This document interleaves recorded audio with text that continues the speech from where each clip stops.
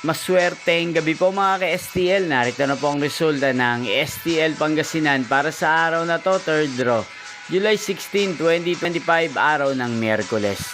Naway ang mga natayahan niyo po mga numero kanina ay manalo nawa ngayong gabing ito, 8:45 PM. Kaya't kunin niyo na po ang inyong mga ticket. Narito na po ang resulta. Ang mga numerong nanalo sa STL Pangasinan ngayong gabing ito, July 16, 2025, 8:45 PM, third draw result, 33 at 6 in exact order sa lahat po ng tumaya kanina sa STL Pangasinan para sa third draw ng 33 at 6. Congrats po sa inyo, panalo po kayo. Again, 33 at 6. At ngayong gabing ito sa STL Pangasinan, natin pong i-shoutout si Ate Rian ng Pangasinan na nanonood po sa channel na to.